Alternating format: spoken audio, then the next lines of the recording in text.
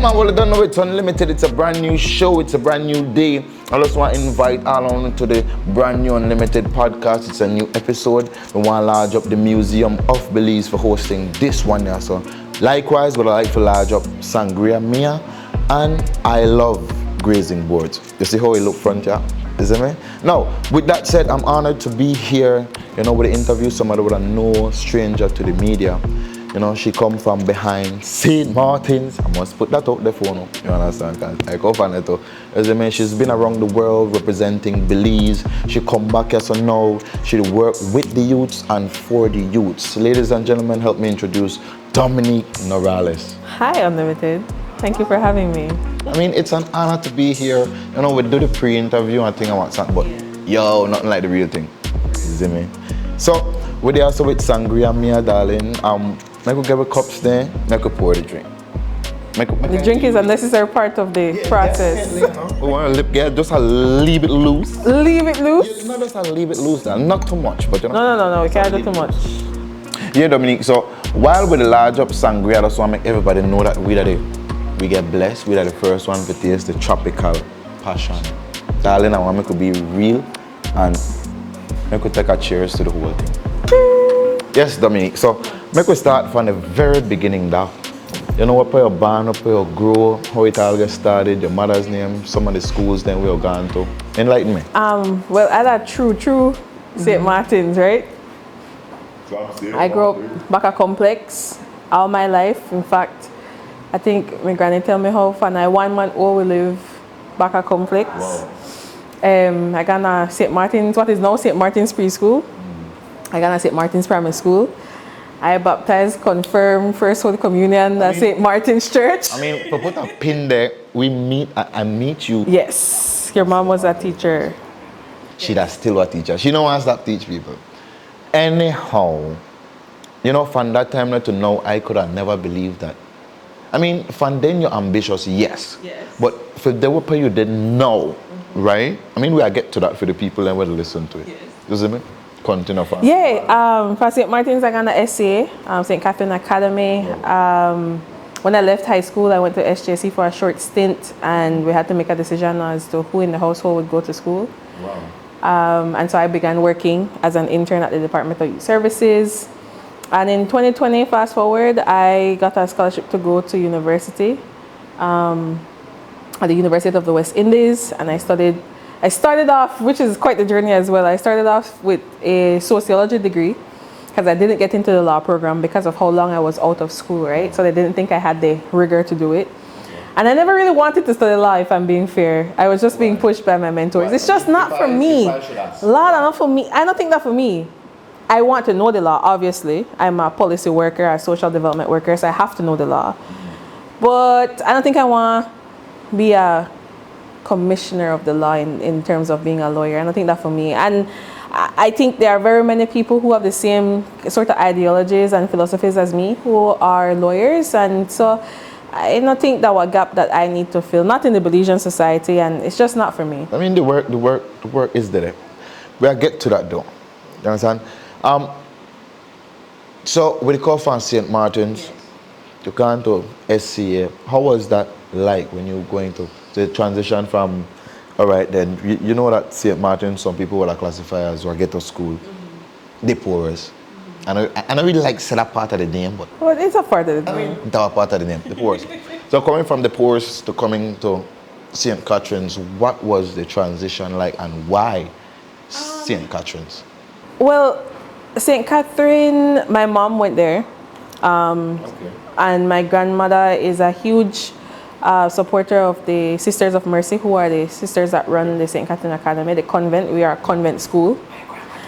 And so it was always a dream of mine. I think for as long as I grew up, I think that made the best high school. And so I wanted to go there. In fact, I think my mom learned now that she kind of forced me to apply for 3 schools, Wesley, EP York, and SCA, and Paloti, well, 4. But I only applied for SCA. Because I know I'm getting late. Let me a short shot. I come in second, see that my graduating class. So like to me. And then everybody blessed with that moment there in time to say, well, I apply for only this one school and boom, I get in on this one school. For me personally, I want my daughter to go to school. Right now she's in a standard 3. So in the next 3 years, I want to make sure that, yo, The green tie. daddy pocket, yo, hey, countries, this so countries expensive too. Yeah, we'll get to it. So what make you start work the creme?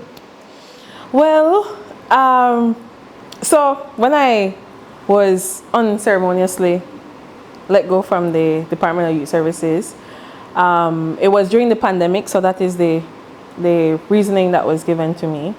I don't think I fully believe that, but it's a rational and logical reason to use. And I was at to go back, I was at the U-Bad Conversations, a book recently launched, written by L.I.U about, it was really a source book of the interviews with U-Bad, the United Black Association for Development, that existed in the 1970s in Belize. And I often tell people that U-Bad means everything to me. In fact, like if you look at my phone right now, there's a picture of Evan X. Hyde and Ishmael Shabazz on my screen because it reminds me so much of why I do the work I do, right?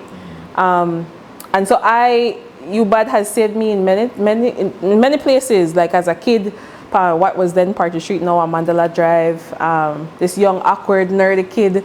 The library was my safe haven, it still is, and so going to that library was important to me. Amandala's African Library. And so I started at CREM because they realized what was happening to me in the grand scheme of things. I was very vocal, I wrote for the Amandala, I hosted the morning show, and I had views that I was sharing that I believed in, and I still believe in.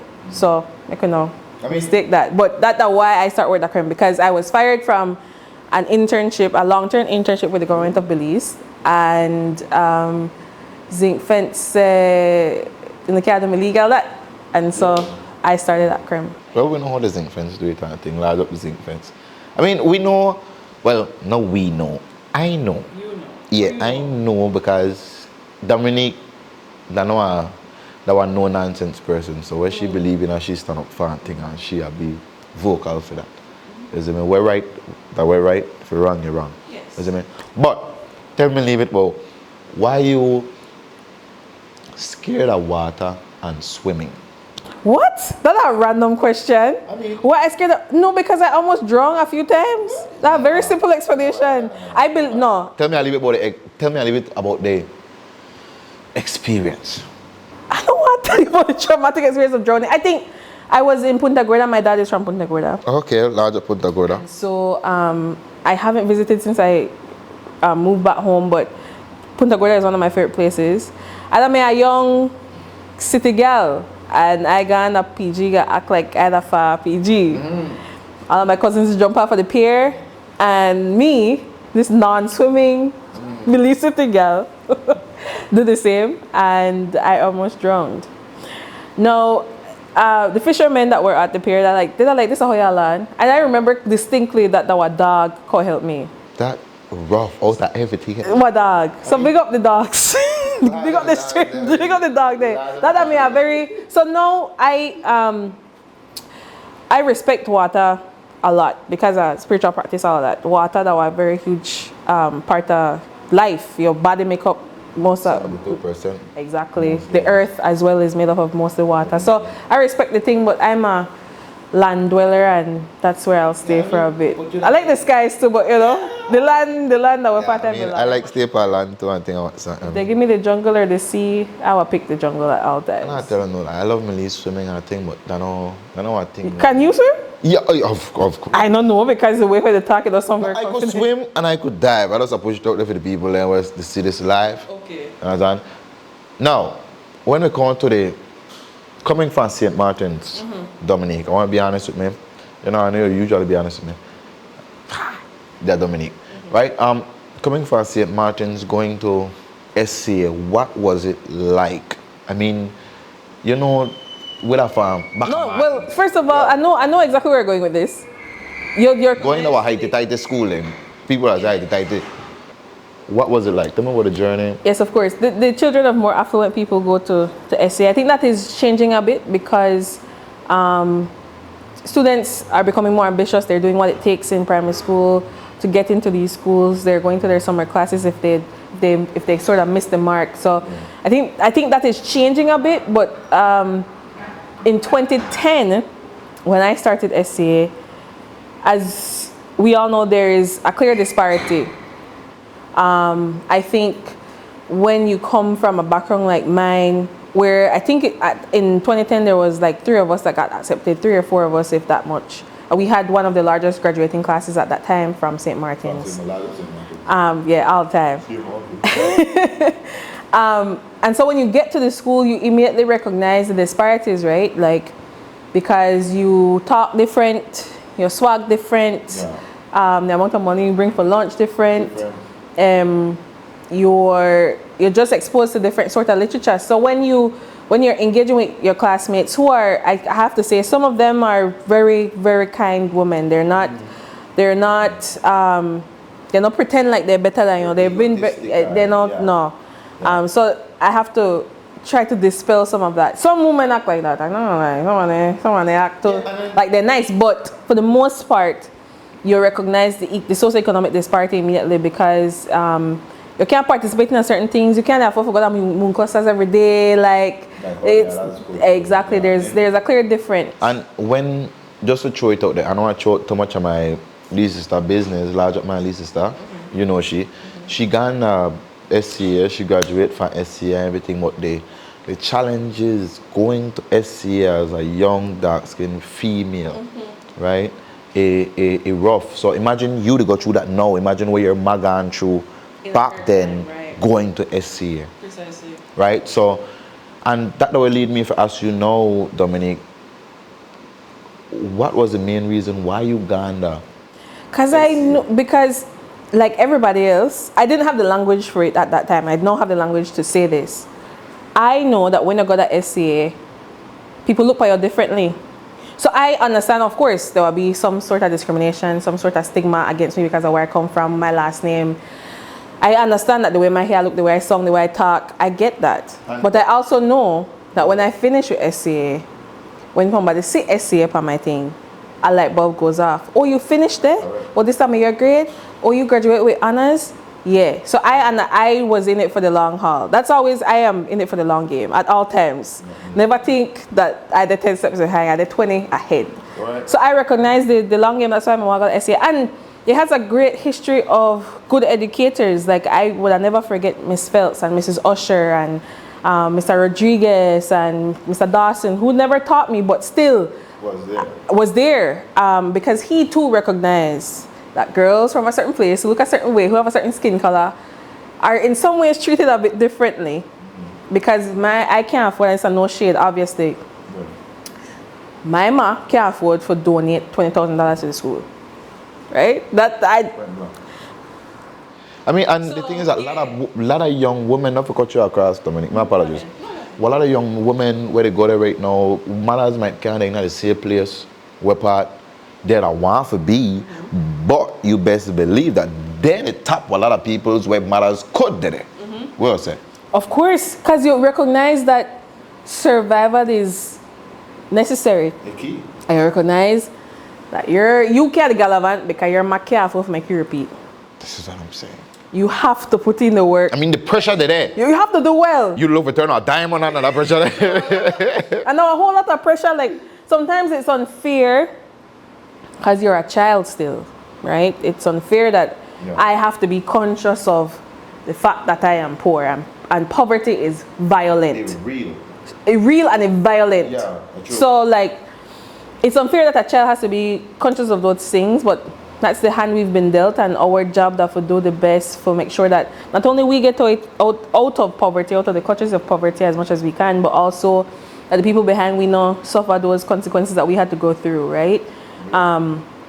So yeah, that's kind of a long-winded answer as to why I got on that SCA. I mean, before we move on to the next one, Dominique, for the people that would listen to this right now, what would be your advice to the young ladies there where they in a SCA right now, where mothers would have, you like what you said, with they in a poverty and what's not, we want to make it out and thing. What are your advice to the young ladies there, where they're right now in that position? My advice is to first recognize that you deserve to be there. Like, You this like there is Definitely. you and all of your peers, no matter who that they last name, who that they power, you like them, you got a spot at SCA. Or at any school where you may want to go to, where you think you couldn't get in, you were worthy enough. And so you have to act accordingly. You don't need nobody permission for shine. You just do it. And you find a group of friends. Like, I am so grateful to my group of friends from high school who were black girls from Southside like me. And so we were able to support each other through it. Even though some of I think we're kind of incompatible as friends, but we recognize that one similarity that we had to support each other because our experience is vastly different from those of the other women. And we got through and we did really well. So tell me a little bit about what was junior college like? I never liked that. That wasn't fun. No, because I gone the SJC late because I never think I could make go because again, my mom can't afford that. So my dad ended up speaking to, I think this man's name is Mr. Enriquez, if I'm not mistaken. And I ended up getting a work scholarship that covered a partial part of my school fees. And so after class, I had to go into the finance office to work. Ever grateful to Mr. Espat for his kindness because he really taught me a certain level of discipline as well. I was never an indisciplined child, but working in a space where I have to, where I'm record keeping, though very mundane, and it helped nurture me a lot. And talking to him was always a joy. So HSC never fun for me because again, I recognize that I'm a different. I couldn't wear the responsibility part you and what's not at that point. What do you mean? Responsibilities in what sense? You said all right then, from going to school, you had a work scholarship then, right? So to go to school and the work, right? So people would have said, boy, that it tired him for some individual. I watched my brother do it, or my two brothers didn't do it. For me, I don't graduate, you feel? But I give applause to the people there where working on, go to school. That rough. I don't like it. So I didn't finish SJC. I started late and I got a grade 1 in my chemistry CXC. But by the time I got into SJC, I was taking biology and chemistry, by the way. And so by the time I got in, it was too late and they had me take the 101 class. And I remember the chemistry teacher there asking me, why are you doing here? When you know all of this already. I said, well, they tell me I have to come in here. And then outside of that, the SJC wasn't the academia that gave me problem, that made just the social relations of that space. Like everybody got clique, there's a hierarchy there where I couldn't handle, in addition to everything that was going on at home. And I want to mention that I grew up in a very loving home. Like, I wouldn't be who I am without that very loving home in which I was raised. So I don't want nobody to misconstrue that, oh my gosh, I grew up in a horrible home. No, like it has been and continues to be home, So HSC may just, that never for me. And I ended up leaving it me rough. And I really, sometimes people mention things about HSC at the time that I was there. I was like, what that meant happen? I was so disconnected from the reality of that space. And I as a school, of course, I'm very happy that they now have their bachelor's programs and all that. But within my context and from my experience, it was not the best experience for me as an individual. It's obviously a very particular experience, so I don't want to cast a blanket, but for me, it wasn't for me. Yeah, I know I tell you no lie. I say this grape, that's what it teased me over. I'm going to try this. Pick up this grape, that's so well nice and neat. The fruit pan is really good. Go. Big up, I love Grace and I love Grace. It can't be I love Grace, but if it's me and you eat it, because we love it. Well, we love it. Yeah, we love it. I love it. I restrain myself for a lot right now, actually. I can't. Anyhow, tell me a little bit about BFLA. How did you become a member of BFLA? BFLA happened. Sorry, to go back in the timeline of my life. My gosh, I got accepted into a program. I think I'm in that second farm. Wow. The U.S. State Department Youth Ambassador Program. Second or third farm, 1 or 2. Which gave us an opportunity to go to the U.S. for a month or 2 months. I don't remember what year this was. So this is probably 2012, 2013, I believe. And at the time, the persons managing the program was DYS, Mr. Arthur Usher, who now runs the Hub Family Community Center. And he was working at BFLA. And then Mr. Joseph Card was working at DYS, but they were working together to run this youth ambassador program and to get young people to apply. And me and my little ambitious self apply for it. Me not tell my man nothing until the point where I need a passport. Like, ma, I got something to this thing and I need a passport, so let's work on it. And she, always supportive, said, yeah, okay, make it work it out. So from that time, you get linked with DYS and... Yes, DYS, BFLA, at that point. This is from when you were in high school? Second farm. Okay. At like 2012, because I got in high school 2010. All right. In addition to the year where all of that transpired, 2010. Yeah, 2010 I got in high school. Right? So let's say 2012.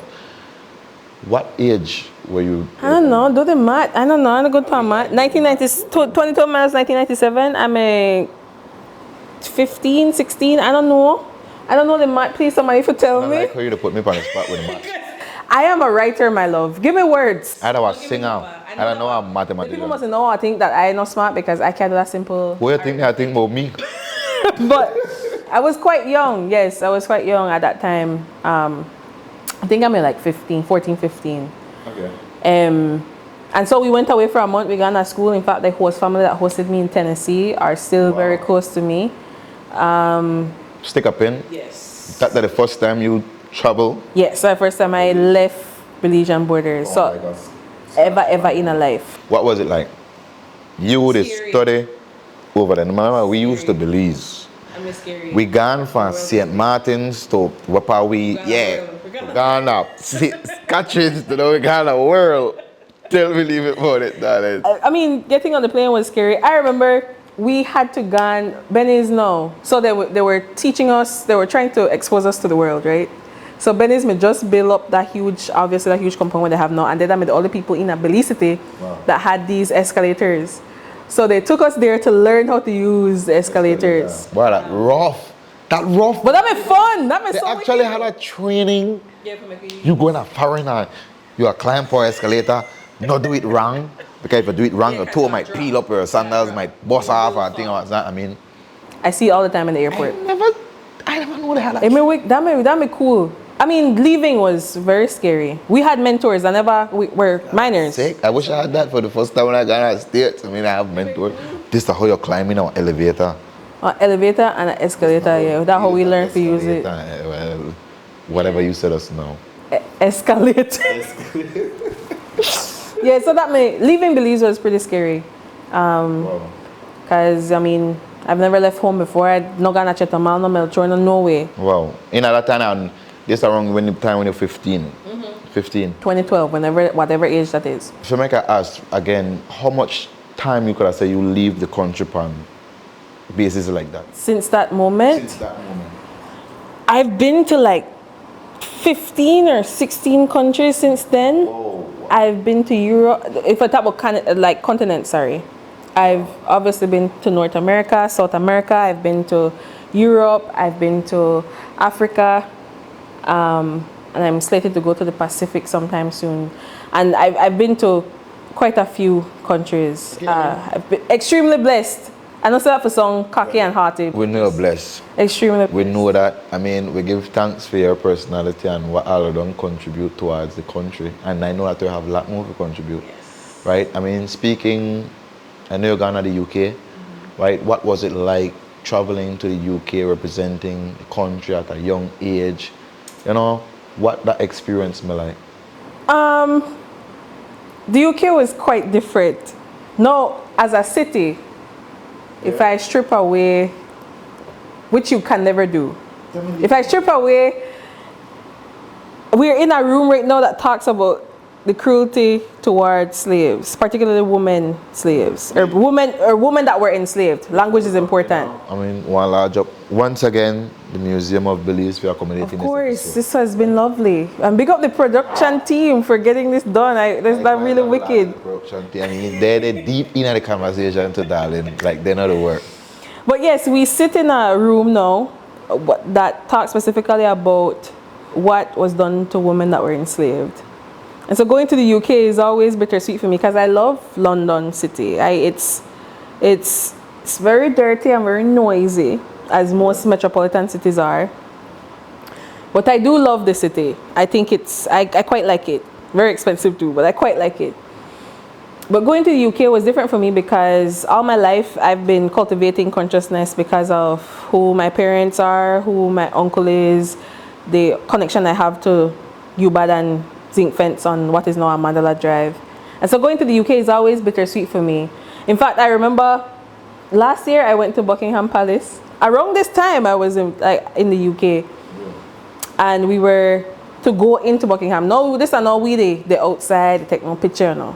We did go inside of the place. Correct. And this is part there, ballet stand up and no move, true. Part of security they stand up and no move. Yeah. I mean, my grandpa talk about that. I mean, he like when he catch Alzheimer's and thing, he left in a one loop.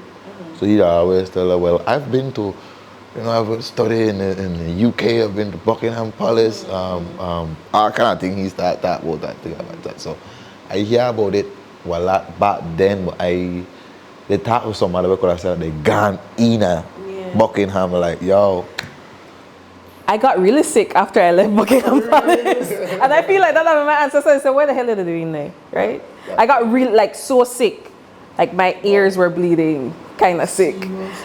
That me bad. So going to London is always bittersweet because I love the city as a construct. Okay. But because I study history and politics and philosophy and sociology, I know that London is only what it is because it is the center of a metropole that has taken so much from countries in the global south, like Belize, and countries from Latin America, South America, on a whole, from the Pacific, all the places that were colonized by the British. It's only a great city, and their industrial revolution has only been fueled because they were taking so much from these places and stealing labor and from people who otherwise couldn't defend themselves. I mean, I'm not like, well, a lot of people go there, Dominique, and then pick up a different perspective, a different view of the whole, the way how they set the UK. I mean, for you go there and I know there are people out there who know you embedded in our history, you know where to go on, you understand? So you know what it's like. So going to a country where you know where me to go on back then, you feel, and now you they in there now, and like, yo, like, you, and really, yeah, pretty, but yeah. I mean, a funny feeling for me. Like, I still haven't, I guess, sat with it as much as I should have. And I remember the day that we were supposed to go, we were celebrating Commonwealth, which is a good institution of formerly colonized places, a community of nations whose work I believe in immensely. But I remember, like, in my hotel room, I got the invitation, we got our invitations, everything. His Royal Highness requests to present the honor of your presence, and it was cool, but also like I felt like I'm going to betray my people, because why they are they lavishing at this expensive life, to drink all of this nice wine and to drink all of this nice, eat all of this nice cheese like we do that today, but from Belizeans. And people have been pillaged, their dignities taken, and their countries continue to suffer because of what was done to them. And I think any person, even Europeans, have to come to grips with that, of what has been done by their people to our people. And there has to be a certain level of personal responsibility from both our people and their people to say, we might have participated in our own demise, but also a huge part of that comes from colonialism. Like, I don't even think as a Belizean society we have realized what colonialism has done to us. And Dominique, that were big topic. Yeah, that were heavy topic. Not very come off it, but we want to get in depth in it and make people actually understand what really to go on and what I mean by that. You feel? I don't want to know, people that would want to know, What make you start getting into the Amandala excerpts? I remain hopeful but enraged. Why? I feel like as a Belizean society on a whole, of course, there are pockets of consciousness everywhere, right? People, Maya people, Garifuna people, people on a whole with African and Mayan ancestry. Even people who are not, they know there are pockets of consciousness everywhere. But I feel like there was not enough people talking in a language that everybody could understand. And so I started to write for the Amandala at, oh my gosh, at the grace and kindness of Evanek side. I had met with the editor probably 5 minutes before, and he was in the office. And where you at? I don't know where you at. I think 2018, 2019 probably. Okay. Yeah. Yeah, I remember the series. Yeah, that's when I started to write the Curious Musings, right? Only because, like I said, I just felt as if I've been reading the Amandala my entire life, and of course love the work that has been done in Amandala, but I just wanted to add my voice to it. It's a historical newspaper for more reasons than one. Sure. And so I wanted to lend my voice to that and ensure that other young people were reading the newspaper and reading on a whole, not just the newspaper. It is something now that as an educator, as I lecture at the Galen University, that I force my students to read and write especially from people who have lived in their context. So it could be anywhere from the global south. So they read a lot of Maurice Bishop, they read a lot of Walter Rodney, because I don't think, as a person who passed through the education system in Belize, that we expose a lot of our students to that sort of critical analysis type of writing that isn't afraid of telling the establishment that, hey, you're messing up. I almost cussed just now. You're the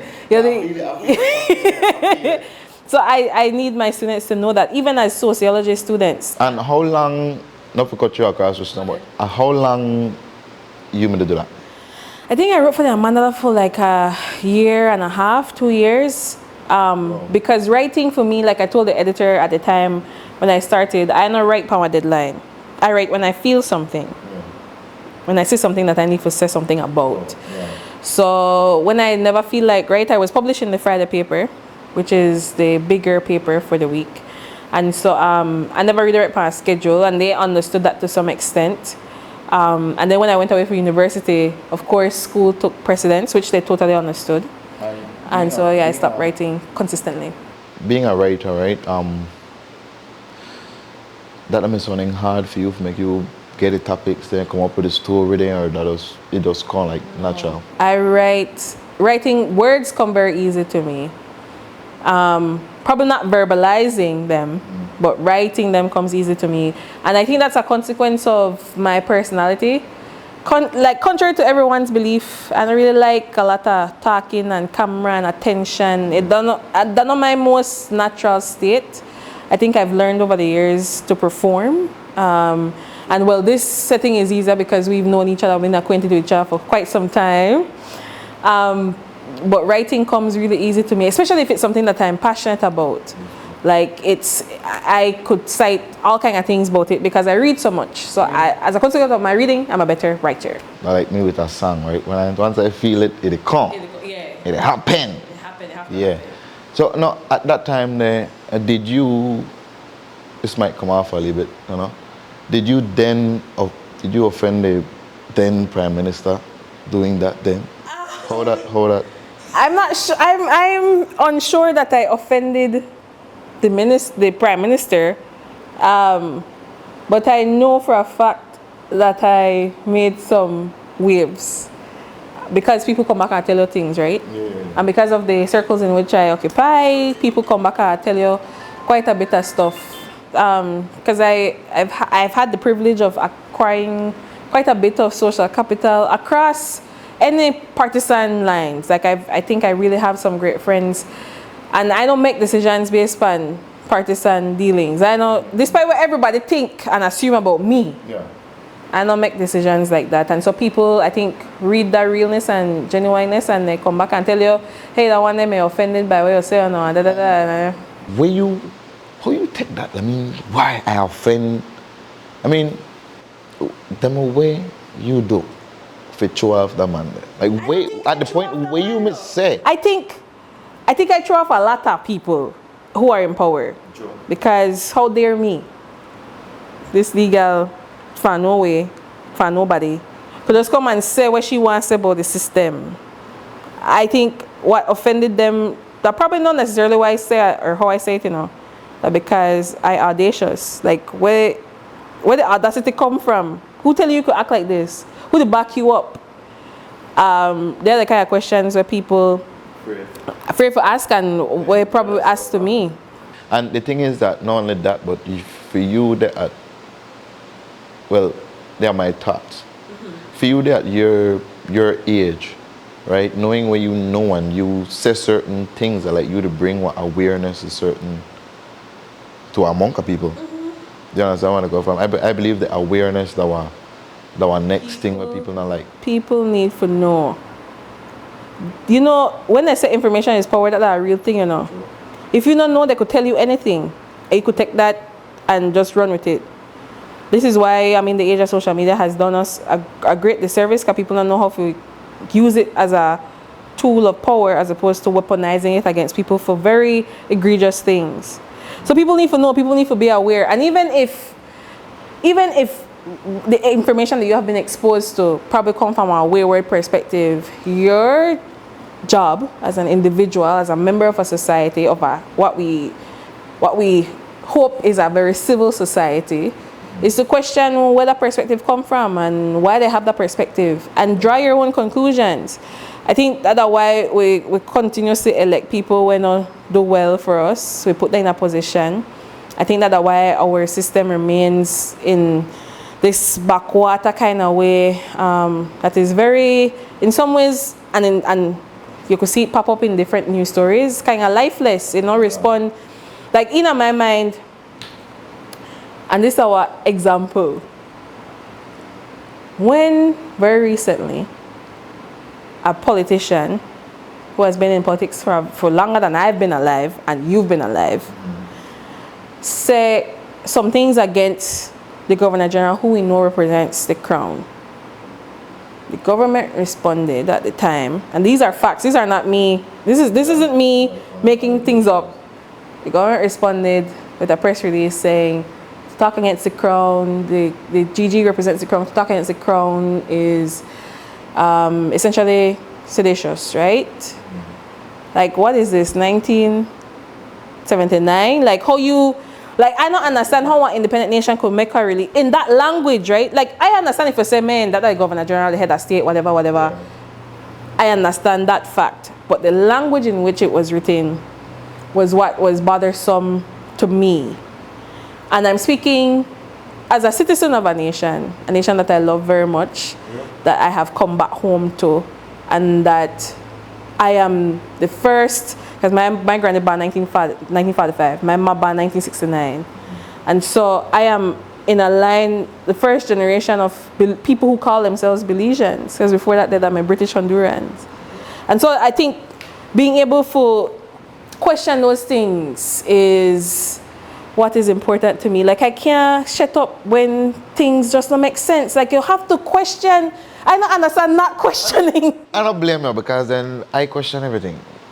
Everything.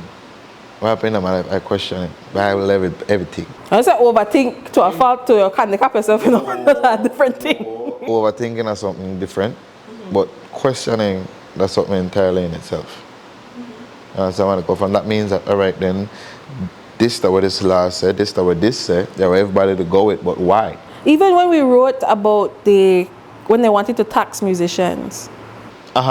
Correct. Precisely. Correct. When we wrote to the National Assembly Committee about why that not make no sense. To make you tax for we art, what we create. You have no insight with it. Outside of that, why mess with artists around the world artists are movers and shakers. Why mess with artists? And then beyond that, you know that you have not, this is again, not particular to a political party. See how I constantly make that clarification. Yeah. This is a government, nation of Belize perspective.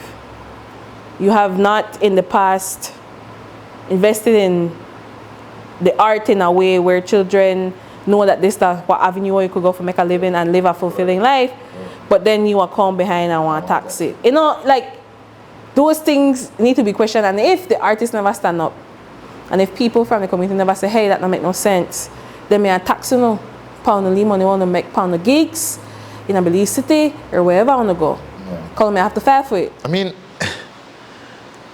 I like how you explain it like that, right? But a lot of people still don't understand it.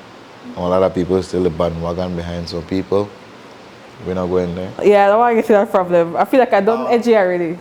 I love that you look out for the artists and thing I want. I applaud that. But back to it, I want to know what we want to know. Mm-hmm. Where the article may about why the then Prime Minister, then Dean Barrow, then get offended. The kids are not calling him. I think, again, I go back to the audacity thing. I don't know, either me was lowly intern. I wasn't even a public servant, right? Like, I never established in a public service. So when what I can only interpret as kickback came from a project I was in charge of at the time, I could have been only, my young mind at the time was, well, my younger mind, because I'm still quite young. My younger mind at the time could have only interpret that as what I do, right? When me, what intern, who know they make, at that time I think we were to make $500 per month or every 2 weeks. I can't remember the exact number. But what I could have do for offend anybody in the power structure, not just the then Prime Minister, but anybody, because what I interpreted as the lashback never came only from him, and he never told me anything personally, so I can only make an assumption. It came from other members as well, who I just couldn't understand what I do wrong. And as a kid who was passionate within youth development, who still is very passionate, as a kid I couldn't process that properly. It may hurt my feelings really, because I felt I just do something for the country, and it never get met with enough thanks or gratitude, because I don't really need that, because I was doing my job, and that's what worried me, because I was just doing, I never do not know outside of my job description. I mean, we may get to that, like how you may feel at that time when you know that, all right, and this is where I say, this is the backlash, I never know that this is what may happen. What are your feedback at that moment, the whole, when you get on news there? I may hurt, there are several things where I think being attached to the government at such a young age has taught me there's a certain level of resilience, and kind of, I don't know if I could say this, but I've become more unfuckwittable. Like, little things don't move me anymore. I was still emotional about it, and I still have to walk through the process, because I know they robbed myself of that experience. But at that time, I'm really devastated. I remember calling a mentor of mine, like, at the ball, because I never understand what I could have done wrong. Because I felt like I check all the boxes, everybody made so happy, and then I get feedback that, yo, you're the knock pants of people doing, yo. Yeah, like, so it never sit well with me, and that's something obviously that I still go back to as a point of not sadness but inspiration, and I try to share that to other young people as well. Yeah, Dominique, so earlier you mentioned about was scholarship. Yes. That scholarship that you obtained while at CREM? Yes. How? So I had wanted that scholarship for a very, very long time. When I first graduated SCA, I was 17. So I was too young to apply to UA. And I think too young to apply for that scholarship, one out of the two. And so I had forgotten about it. And then one moment come when I really need to get out of this place. Like I feel like I'm gonna go insane. Yeah. Like I was so, like I never wanted that Belize anymore. I just me need to get out there because when I asked me for Albert Street, they go crazy. Yeah, I never wanted this country anymore because I felt like I was being done a lot of these like small things were just never fair to me. Anyway. I applied for the scholarship at the time I applied for the scholarship before I went to Creole actually. And then I never hear back from it, about it at all. This morning, that morning, I was preparing for the morning show because I was hosting that morning. And so I was in the newsroom, going through my emails and stuff because it was a house meeting week as well. And I was in charge of house meeting coverage and stuff along with Marisol Amaya, who's, ever grateful to that woman for her kindness. And I get an email from you and I'm like, this I must say, one of the best on your future endeavors, get a scholarship. I didn't even open that. But before I went downstairs to start out the show, or for join the show, because I think most had started that morning. That when I found out I get a scholarship, and I scream because I like, what? Oh no, I'm thinking I forget about this scholarship. So I ended up getting the scholarship. That was September 1st. So the moment when that happened, you made that crime the work? Yeah, I'm in the working in the newsroom and the morning show and writing for the Amandala. Neat. And for the record, where you made the study? Started off to study for, like I mentioned earlier, started off studying sociology because I couldn't get into the law program, which I'm grateful for. Thank God for the universe for guiding me. I still went on and applied for sociology with law. And I figured there was a semester that I took a political science course. And I'm like, I really like this. So I switched my major to a double major of sociology and political science. And that's what I graduated with honors. So Dominique, we know that you travel a lot and things and what's not throughout the Caribbean and things. Tell me about your experience at Barbados. Barbados was lovely. Well, expensive. It's an expensive place to live, but I was on a full scholarship, full. So my school fees me paid for, I get stipend money.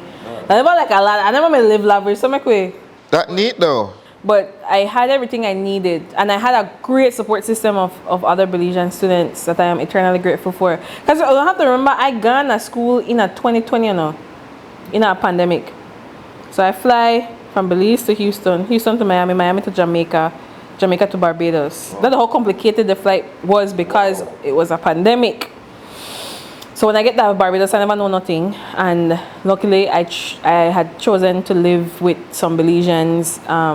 A primary school friend of mine, Alexandra Tillett, that I had reconnected with. And she was like my mommy for the first year. And Belizeans have a thing about us. I'm not sure other countries share the same sort of camaraderie that Belizeans share. I feel like any way Belizeans meet, we look out for each other. Even if we don't like each other, we make sure each other good when we're dead at foreign, right? Well, to a certain extent. That has been my experience. I don't know what yours. To a certain extent, gotta hear so people. Has been that we always look out for each other, and so getting on my foot at Barbados. In fact, when I first got there, I like guardian angel because me and my friend Wasani Martinez, who just graduated with first class honors as well from UA, just got awarded his degree, another double degree in environmental science and something else, some biology, something. But Amandala, I have to say, he did a big deal. Hopkins man. But when we first got there, we passed through Jamaica and we said this mom and pop place. So somebody auntie me take care. We good Double Bay Jamaica, and we eat saltfish. Well, I had saltfish and ackee before, but it never as nice as what this lady did make. I mistake ackee for what? Cashew? No. For breadfruit. That's insane. So something wrong with you. I know, right? Because those things don't even look like each other. I know, but I just said I don't know. Bro, get it together, G. If you may say cashew, I understand, but not ackee. But when we gone there and we the pan campus, because we had all the people pan campus, because who was online, but we had to go to Barbados to get access to our scholarship. We nearly eat some ackee when they were ready. Wow. That may kill we. So I find me, I was standing in the apartment dead. People sort of told, why, poisonous? Yeah, if you know, if it's premature, yeah. So we almost did the Barbados. But beyond that, I had a wonderful time. I met people that I still love and adore. So you enjoy it, but never really, you made a planet. I never really fling about like that because I did it for school, bro. I almost never come back. Well, yeah, because... After that Aki movement. Yeah. And for other reasons. I mean, that the pre-interview you mentioned Maya Motley. Maya Motley. That the pre-interview, I believe. Mia Motley. Yes. Sorry, I pronounced it. Yeah, Mia Motley. Who I am a huge fan of, as is anybody else. Why? Because I see myself in her, you know. I see myself in her. She's a powerful woman. She speaks with such prowess. She's respected. She's fearless. And I love that about her. I love how she articulates herself, how eloquent she is. I love a lot of things about her. Obviously, no one's perfect, but she's creme de la creme for me as a young woman who, my future in politics, some days I say, oh, I really want to do that. Other days I don't want to mess with that. Because I think I've seen too much too soon. Because I've been engaged with government since my teens. Yeah, that's true. I say that how you get engaged in a young age with you. I mean, soon. So I some days I'm like, okay, get in a system so I could change the system. Other days are like, I don't need a lot of smoke. Because of a very stressful job, I think people play down how difficult it is for carry so much responsibility. And you're not complaining, obviously, because you ask for the job, you get the job, whatever it is. You've been given the opportunity, and so you must do your best with it. But at the same time, there has to be a level of sympathy and really empathy, because people just think you're always accessible. And that is, for me, I have strict boundaries. I don't email nobody after 5. And if I do the email, I just schedule it for reach to you 8 o'clock next morning. I don't text or call nobody, no funny hours, but nothing where I could have deal with tomorrow. Like if that emergency, we understand. And in my job now, there are things that are very time bound, like urgent. You have to get it done. But that's not the case every time. Don't be calling me at any random hour for something where we could literally deal with tomorrow morning. True. That'll throw me off. I mean, I jinxed you earlier and said that you almost never make it back for Barbados. Why is it that you never did stay in a Barbados? Can you answer me kind of like you want to stay? Why is it you never stayed there? I came back home because of duty to nation. I am not extremely nationalistic, because that could go left field very quickly.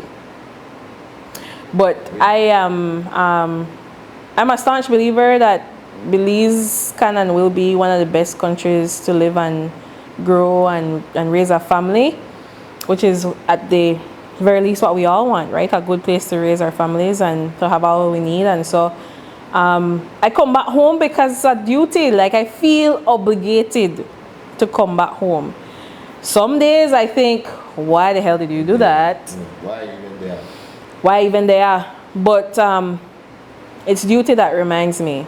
I am extremely indebted to this country. And I don't mean indebted in like, oh my gosh, I owe people whatever. But there are people who I often say have believed in me for no reason at all.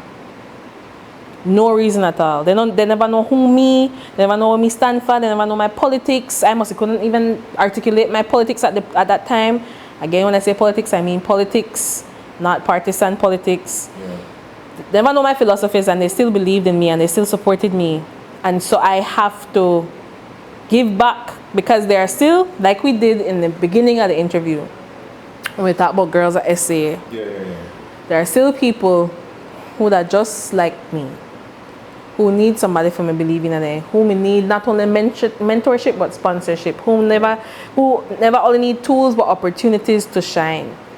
And if I could do that for young boys or young girls, whoever it is, I want to ensure that I am here to do it. Because sometimes sometimes, I mean, sending money is great. Money is good. No, I never said no to money. I mean, yeah. But sometimes people need human connection to get them through. And I want to be able to be that person, not in a messiah sort of way, because I am not our Lord and Savior Jesus Christ. I'm just Dominique from Comabat Street, Dali guy. But I think I have something to offer the world, and I want to share that with people. In between this spectrum of I needed to get the hell out of here, and the span of 3 years where I may feel a duty to come back. One of the factors, of course, my family. I have an aging grandmother that I feel like I have to get close to in terms of proximity and geography. But I also go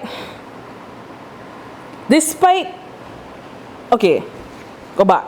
The reason why when I first started this job that I have now as the youngest head of department in the government of Belize,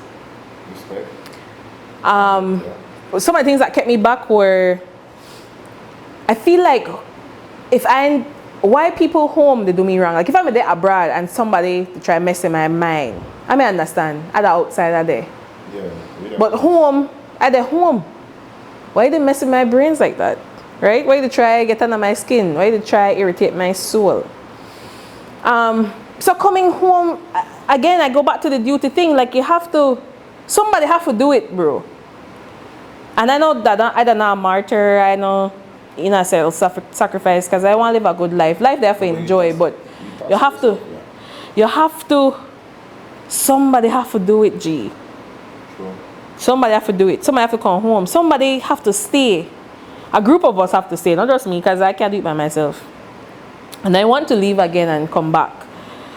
But Barbados made me see the world in a bigger way. A little island, but it made me see the world. Education opened up my mind immensely.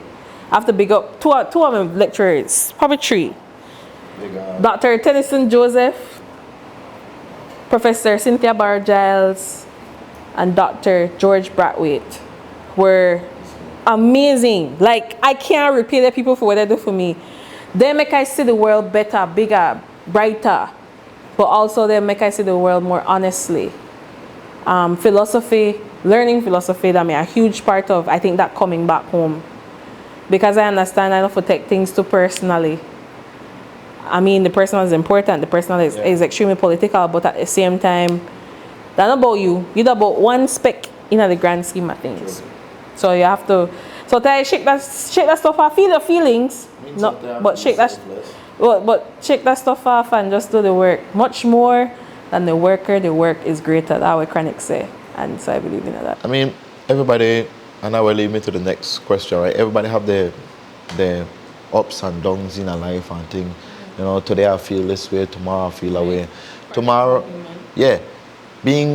coming from somebody at your caliber, right? My caliber. Your caliber. Mm-hmm. I mean, you've been around the world, you know, you travel a lot. Then you give back a lot to your community, I think. And at one point, you made a catch and kill. How was that like for somebody at your, for you there right now? I think what keeps you grounded, your belief in a community. Like, you cannot survive without other people. That is a truth. You cannot survive without other people. And so while I made do all of the things where the advocacy and the activism and the work, the advocacy, the activism, the work, you know, like people, they make people make sure that I eat. My family, my friends, my supporters, the people who listen to me when I complain, the people, and so like, I mean, a part of this journey has also been great loss for me. I lose 2 important mentors to me early 2023. Shockingly, like they weren't sick, or they just kind of had, I think both of them had heart attacks. Older gentlemen, one from Liverpool and one from St. Lucia, who passed suddenly. And so I understand even more intimately, because the first time I experienced that was through the eyes of a child. So that made traumatic as a child. But as an adult, losing people who were so like intimately a part of your day make you appreciate life and make you also appreciate, because of who those men were, that the individual is again but a speck. What matters is the difference you make, the lives you change, and how you make people feel. Because that's what people remember, right? How you make them feel. True. And if you were a person who enables someone to see themselves as human, I think that is, and for experience a certain level of joy or even sorrow with another person, I think huge part of life. They go through that moment there in time. I mean, you said that you have the support, you have people where look out for you and make sure that, hey, Dominique eat, Dominique get through. I believe in a Dominique. What was it like? I mean, for them to watch by you and say, well, all right then, I know that not everybody believe in a where you set your mind to because that's your mind. You know me. Right? But tell me about that a little bit. How you feel for how people support me?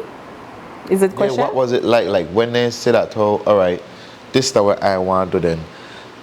I want to go abroad, I want to study, I want to do this, I want to do that, I want to do that. Better myself, give back to my community, give back to the government and thing. You feel good for how people believe in you. And they just say, well, all right, we're there with you.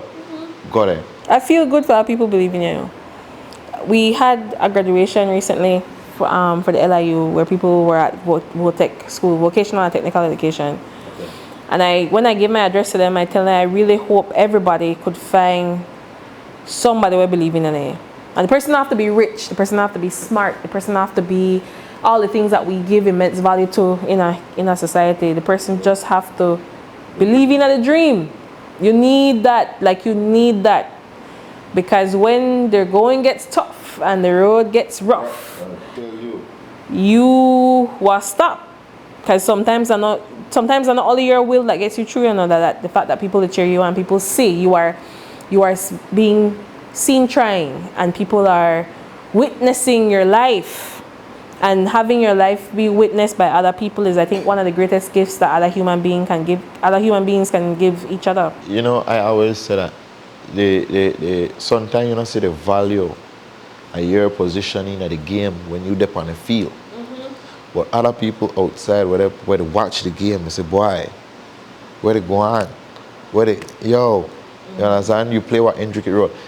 Even at me and my music, people ask me, Unlmtd, where they go on? Like, when the next thing I drop, when the next thing I go, where they go on? It make me feel good because I'm going to feel like, I do music, yes, people respect you, yes, you understand, but I never know that you'd look out for this. People want to see what you do next. So that. Which is that a lot of pressure, by the way. Like, that a lot of pressure. When people tell me, I wait for vote for you next. Slow your roll, bro. Like, give me some time. I feel like I still have a lot for experience as a young person, and still a lot of growing and learning to do, because I don't know everything. As much as people put me on a pedestal, which I am grateful for, and I appreciate and understand, I know there's so much for me to learn and so much for me to do, and so many more failures for me to have. For me, I have this sort of grit and resilience to do what I need to do, whatever my destiny is. Now, Dominique, right? Well, a lot of people have different perspective of people, right? Who was William Dawson to you? You could say, like. The question always sticky for me, because I will never claim to know William Dawson as personally as many of the people who I work with knew him. But William was, to me, this hero, right? Like, you know people, you know about people because you hear about them, not because you know them personally. Like, mad as you that really was shining light in our community that needs so much light, literally and figuratively, right? I met William Dawson personally probably once or twice. Once when I spoke at a graduation ceremony I had, and another time, which was more intimately, we were at a planning session together somewhere in Pomona. in the River Valley, and I needed a ride back to Belize City from that area. And his brother at the time, who is now my second in command, Mr. Andrew Dawson, called back and said, hey, Dominique, need a ride down. And that drive back to Belize City was most inspirational. You could tell people real, you know, like people could read that quickly and hear me. One of the real ones. When we believe in real, no real, and he believed so much in the work that he did. No matter how dangerous it was, no matter how tiresome it was, he believed in the work. And I carry an immense respect.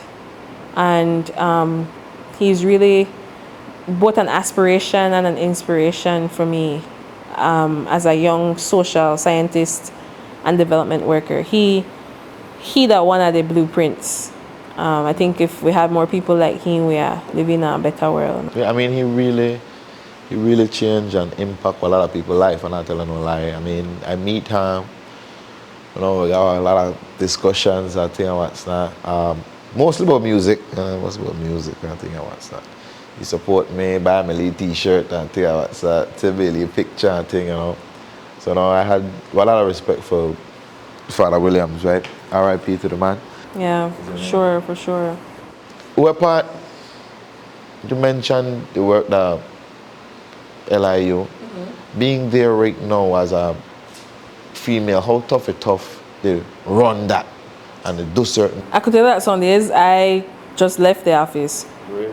Yeah, like I just left. Because it's not that I'm emotionally unintelligent or easily flustered. Some days I just have to stop because our settings what I'm not supposed to say. Not necessarily what I mean it, I can't mean it. But what I'm not to say to people. I destroy relationships that don't need to be destroyed. Yeah. I just have to be a bit more prudent with how I deal with it. So I just leave. And I'm grateful that I have a good team. A good team of people who can manage the place. And they have, in between Mr. Dawson's passing and my arrival, they were managing the place. So they can do it. And I just leave instructions. And I don't stop doing work, you know. I just go somewhere else. Because I just can't in the space. Because I will lose it. Yeah. Not lose it in terms of go crazy, but I want to spaz out. I don't know if that's politically correct for say, but... Yeah, I know that sometimes you reach your peak, you reach your... For the day. Yeah, like... I've had enough. How you keep yourself going, like how you refill back your energy and say, with wine! Wine is a huge part of my life. But I have to be large up sangria mia. And of course, you see the grazing board, they go down. Grazing boards. The move. So I love grazing boards, is wonderful. But to be more frank and a bit more serious in answering the question, wine is a huge part of the life, of coping. Gym is a huge part of it for me too. I'm quite the heavyweight lifter, and so Church of Iron is super important to me. The what? The Church of Iron? Yeah, that's what I call it. That thing I say. And, having a good support system. There are people who check on me quite often because when I'm losing it, I call them and I go to them and they listen to me. But, making sure I don't lose myself and making sure I don't become fearful. Because people often ask me, you're not afraid for work with their ballet? You're not afraid? Yeah, I get to that. The day I become fearful, I have to leave my job. Yeah, sure. Because then I start to make decisions from a point of fear rather than objectivity and humanity. Yeah. I can't lose myself. Which is why I think it's important for when I listen to myself when I know I have to step away. Yeah. Because I don't want to jeopardize anything. But wine and gym and other things. And that's how we overcome it, people. You hear it yourself, right? Wine and gym. Wine and gym and other things. Wine and gym and other things. Girl, I might make a song. Yeah, so we're going to the fun facts, ladies and gentlemen. Some of the fun facts about me.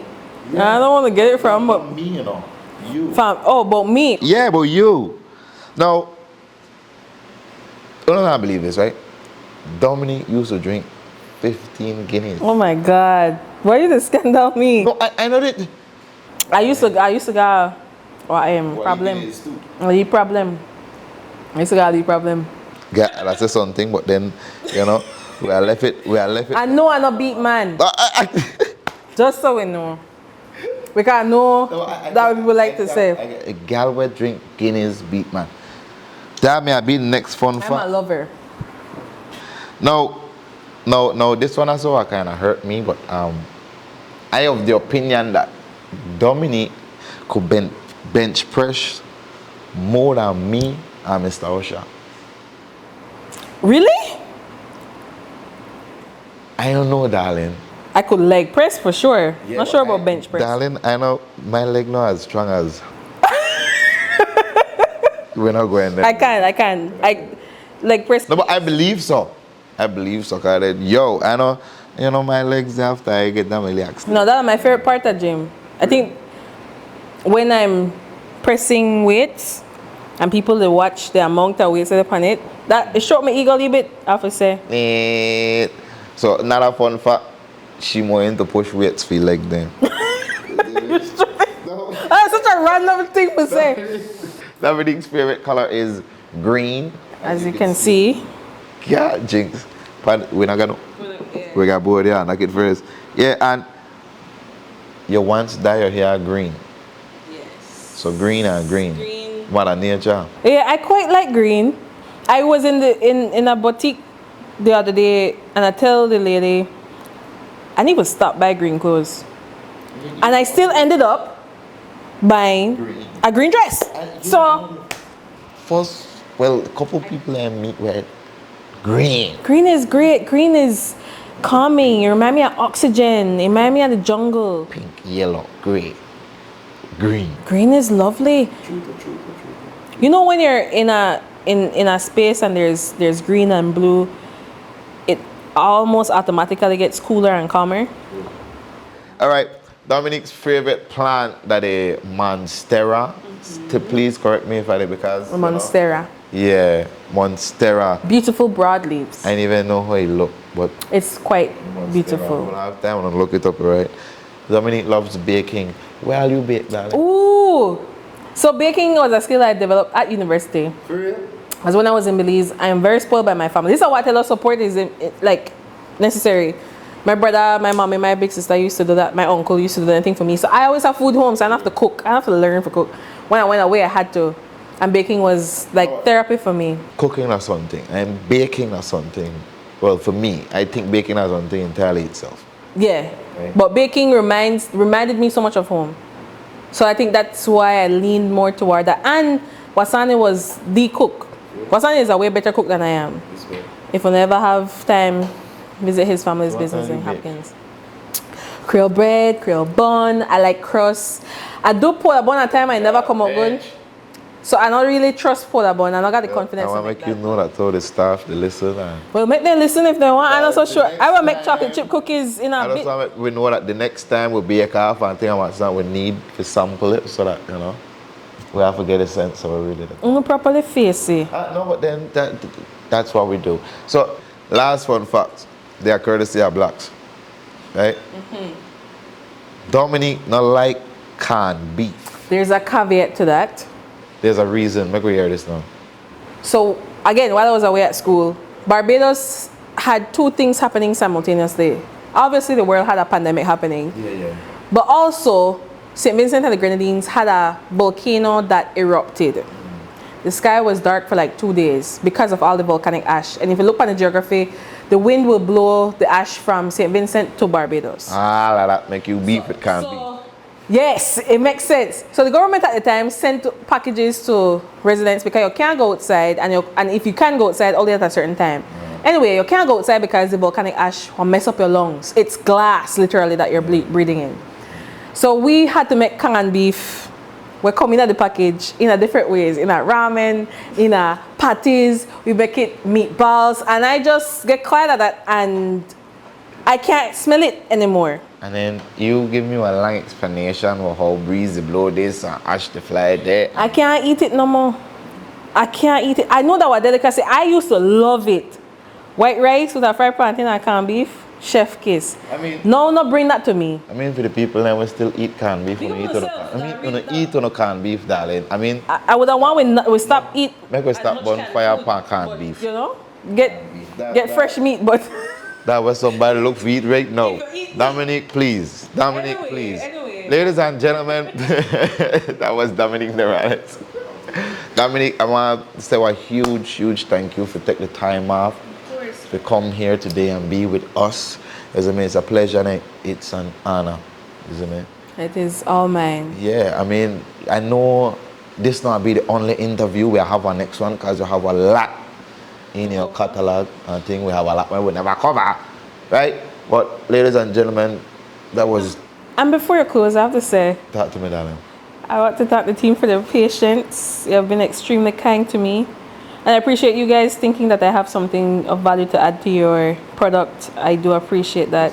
I don't take it lightly. So thank you very much for having me. And I know I thought, darling, we don't think it, we know it. Right? So we want to large up Sangria Mia, we want to large up I Love Grazing boards. Zimmy. Yeah man, is it? Yeah man. So want to look us up, want to keep it locked in, large up unlimited deliveries. I just had to put it in, I don't know why. Sorry. Alright, large up the whole staff, large up the Museum of Belize. We can't forget the Museum of Belize. Yes, they provided a lovely set. This is meaningful for so many reasons. I love the museum. I mean, within a certain exhibit, it's great. It's all great. Sorry. The background really bring on my looks and I don't know like. Okay, boy. With that said, Belize, we're gone.